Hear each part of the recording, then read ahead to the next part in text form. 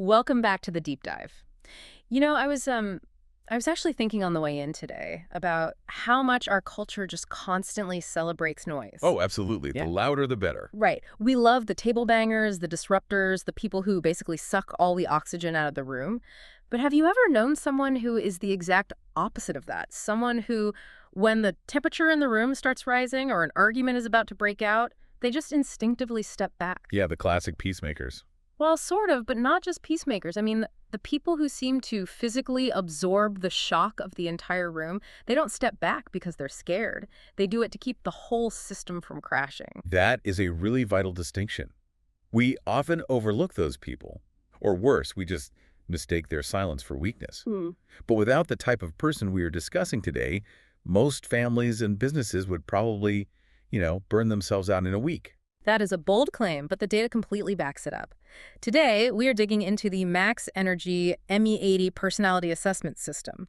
It's this incredibly comprehensive framework that maps out human energy operations, and we are zooming in on one specific profile today. Yes, the SSWU, which is also known as the soft responder. The soft responder. It sounds so gentle, doesn't it? Almost passive. It does, but our mission today is to completely flip that assumption on its head.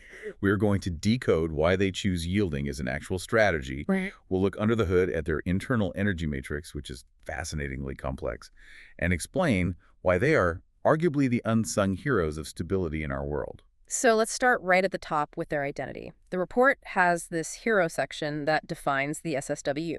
And the core declaration here is, let me read this, when pressure rises, steps back to keep the peace, preserving safety through gentle compliance. Gentle compliance. Yeah, and I have to be honest, when I hear the word compliance, I cringe a little bit. It sounds like giving up, like you're just rolling over and showing your belly. I totally get that reaction. In our highly competitive culture, compliance is almost always framed as losing. But you really have to look at the core drive identified in the ME80 report. The underlying motivation for a soft responder isn't, I want to lose, or even I want to be nice. The core drive is specifically preventing loss of control. Preventing loss of control. That's ironic. Usually when I think of a control freak, I think of someone shouting orders and micromanaging. You're telling me the quiet person in the corner is actually exercising control? Absolutely. It's just a completely different mechanic. Right. For the SSWU, control means maintaining the integrity of the ecosystem.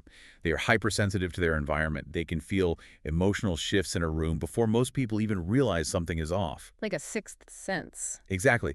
When they sense tension, they aren't thinking about how to win the argument. They are thinking, how do I stop this situation from spiraling out of control? So their silence isn't them checking out. It's a strategic maneuver to keep the car on the road. Yes. They act as a governor on an engine. They proactively curb themselves. They dial down their own presence just to lower the temperature. If the soft responder stops doing their job, the gears grind, the heat spikes, and the engine seizes.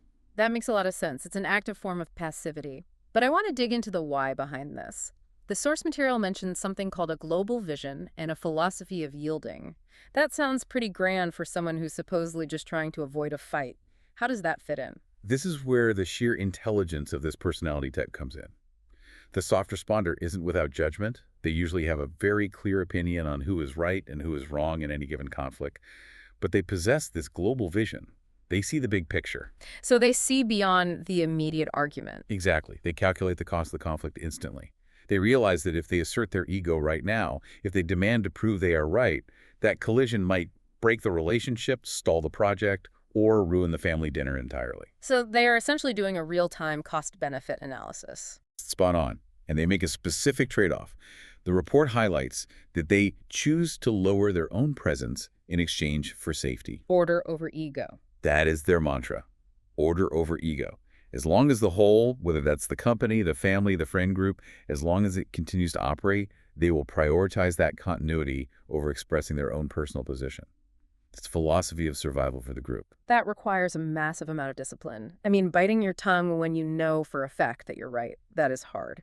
I really want to get into the mechanics of how they actually pulled this off. The Max Energy report breaks this down into an energy matrix, and it uses these terms IP, IQ, and EQ. Right, the 3 layers. Now, usually when we see IQ and EQ, we immediately think of standard intelligence and emotional intelligence. Is that what we're looking at here? Not exactly. In the context of the ME80 system, these represent specific layers of how a person processes energy. Think of it as the operating system for their personality. And for the SSWU, the overarching characteristic of this entire matrix is extremely high inward absorption. Inward absorption. Okay, break that down for me. Well, imagine someone insults you. For many personality types, that external impact hits them, and they bounce it right back. They yell, they defend themselves, they attack. That is outward energy. Right, the fight response. Exactly. The soft responder, on the other hand, takes that external impact and swallows it. They convert that chaotic external energy into internal logic. So they metabolize it. Metabolize is a great way to put it. And to understand how they do that, we have to look at the three layers independently. So with the IP, which is the inner value layer.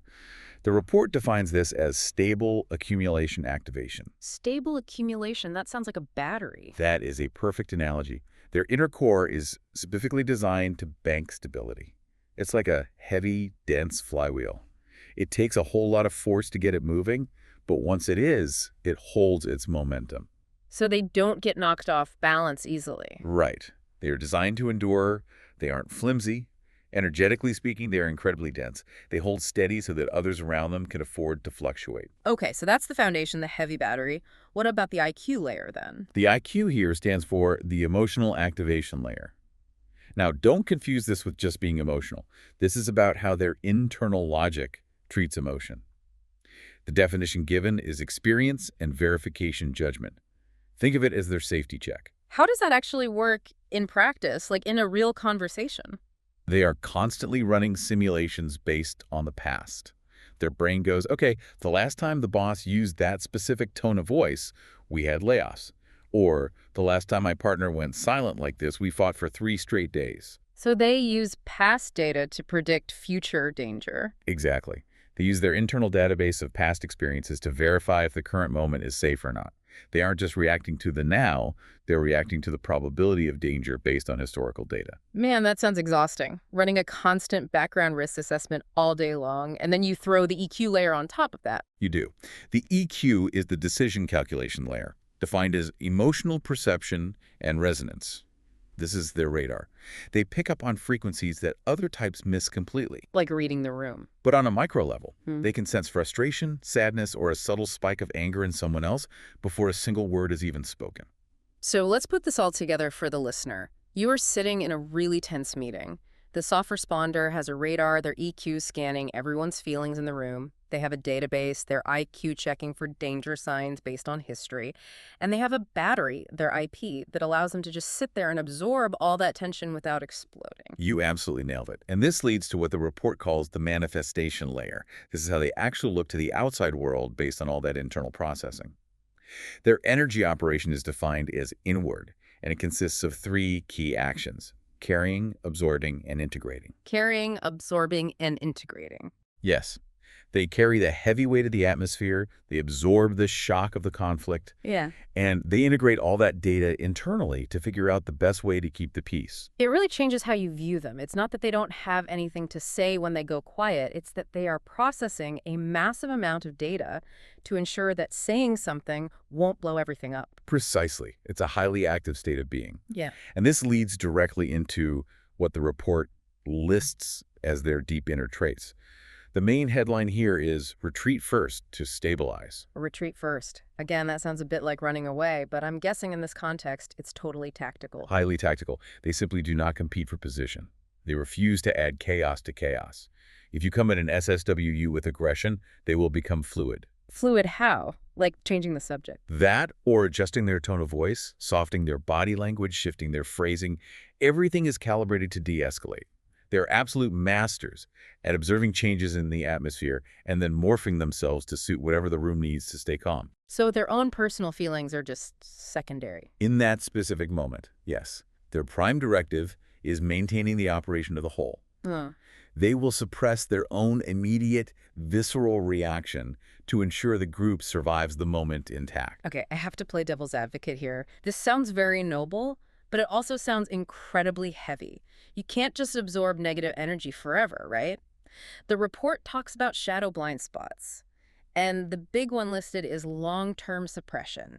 What happens when the sponge gets full? This is the critical warning for this personality type. The biggest trap for the soft responder is that because they value harmony so highly, and they absolutely hate the idea of breaking a relationship, they struggle immensely to refuse requests. They literally can't say no. It is physically painful for them to say no. The report notes that they continue to bear out of relation-breaking worry. They are terrified that drawing a boundary will shatter the connection, so they end up agreeing to things they really don't want to do. Taking on work that isn't theirs. Yes, and carrying emotional burdens that completely belong to other people. And that leads to, what? A breakdown. It leads to deeply suppressed dissatisfaction. It accumulates, drop by drop, year after year. The report warns of two extreme outcomes when their internal tank finally overflows. The first one is the volcano. The quiet one suddenly snaps. Yes, and it is terrifying to witness because it is so wildly out of character. They explode, dumping years of stored resentment all at once. And sadly, it can destroy relationships permanently because the other person had absolutely no idea there was ever a problem. Because the SSWU never complained. That is tragic. What's the second outcome? Complete withdrawal. This is perhaps more common. They just shut down entirely. The internal circuit breaker trips. They might physically still be in the room, but they are gone emotionally. Just totally checked out. Or they literally just leave. They quit the job or walk out of the relationship without any warning or explanation because they simply cannot process one more bite of data. Wow. There's also a note in the report here about decision paralysis. How does that fit into their blind spots? That's the flip side of that risk assessment IQ we talked about earlier. Because they're so hyper-focused on safety and preventing loss of control, they can completely freeze at key decision points. They overcalculate every variable. What if this choice upsets Dave? What if that choice fails the client? And if they do finally make a choice and it goes wrong? Oh, they take all the blame, every ounce of it. They internalize the failure completely. It creates a very heavy mental burden. If you know an SSWU, you might catch them agonizing over a minor mistake that everyone else forgot about 3 weeks ago. That is heavy. It really highlights that being the shock absorber isn't just a quirky personality trait. It's a full-time job. And it's a tiring one. Speaking of jobs and roles, let's pivot to social relationships. The report describes their social role as quiet support. Yes, this is their natural habitat. In a social group, they stand at the edge, but they stabilize the entire scene. They are rarely the center of attention, and they almost never initiate the focal point of a party or a gathering. They aren't the ones standing on the table telling a story to the whole room. Definitely not. They are the ones making sure everyone at the table has a drink, pulling up an extra chair for the latecomer, making sure everyone feels included. They are warm, courteous, and excellent listeners. They act as that emotional buffer we keep coming back to. But there's a trap here too, isn't there? The report mentions a specific misconception people have about them. A huge misconception. Because the soft responder is so reliable, so consistent, and presence is so low maintenance, their friends and family often completely overlook their real needs. You just assume they're fine because they aren't complaining. Exactly. People think, oh, Sarah's always cool with whatever restaurant we pick. We don't even need to ask her. Meanwhile, Sarah is silently drowning in stress from her week. They bear burdens for a very long time without anyone noticing. So if you're listening and you have an SSWU in your life, you probably need to proactively check in on them. Ask them how they are really doing, because they are not going to volunteer that information until it's too late. That's a perfect takeaway. Don't wait for the squeaky wheel to squeak, because this wheel is designed specifically not to make noise. Now let's move this into the workplace. Because a listener might think, okay, someone who yields, someone who steps back when challenged, they're going to get completely eaten alive in the corporate world. But the report suggests they actually have massive business value. Huge value. In fact, the report officially calls them the corporate shock absorber. And if you think about the modern workplace, which is high stress, fast-paced, constantly shifting, that role is critical. Their core advantage is defined as emotion buffering power. Give me a scenario. How does this play out, say, in a boardroom? Okay, picture a crisis meeting. Sales figures are down for the quarter, the CEO is yelling, the marketing director is getting defensive and blaming the product team. Emotions are running incredibly high. Logic has basically left the building. We've all been in that room. Right. Well, the soft responder is the person who absorbs all that toxic tension. They don't react to the yelling. They stay grounded. They start coordinating the different viewpoints without letting the conflict cause a total loss of control. They keep the train on the tracks while everyone else is fighting over who gets to drive. Exactly. They are the glue. The report also mentions their execution style is highly stable. They have infinite patience with the mundane details that would drive other, more aggressive types completely crazy. They are the ones filling the gaps in the processes, ensuring the compliance paperwork is actually done, and keeping the back-end systems running. All while the so-called visionaries are off chasing the next shiny object. Exactly. Visionaries absolutely need soft responders.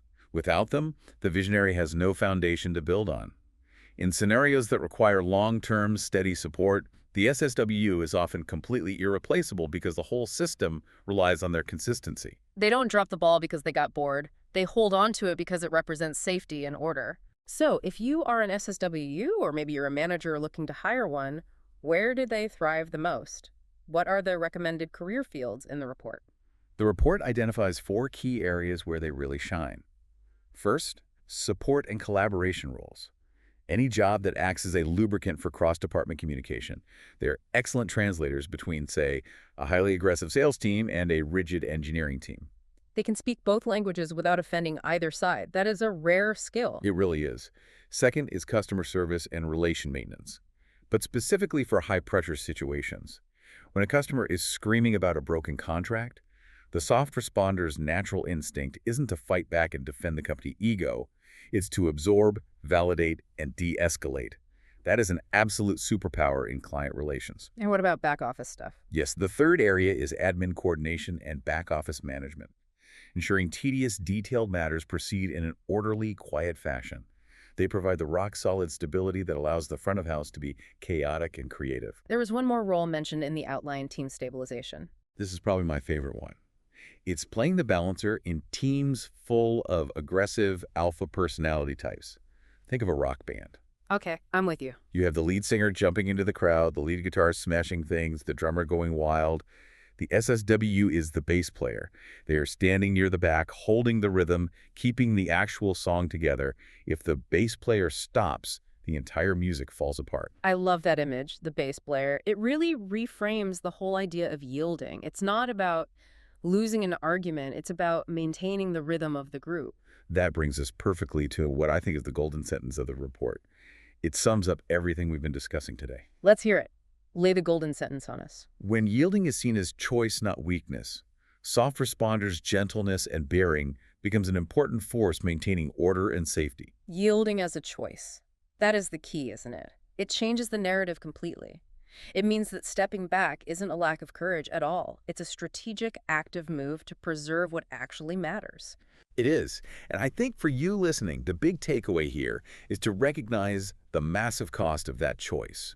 While the soft responder appears soft on the outside, the ability to absorb that much erratic energy, to take the hit for the team, and internally convert it into stability requires immense internal strength. It's like a suspension bridge. It has to have some give, some sway to it, or it would just snap in high winds. But that sway is actually proof of its structural integrity. Perfectly said.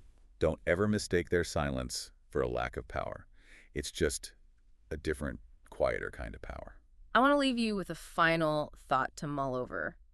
We've talked about how the SSWU absorbs the shock from loud, aggressive types. But imagine a scenario where 2 SSWs are in a conflict with each other.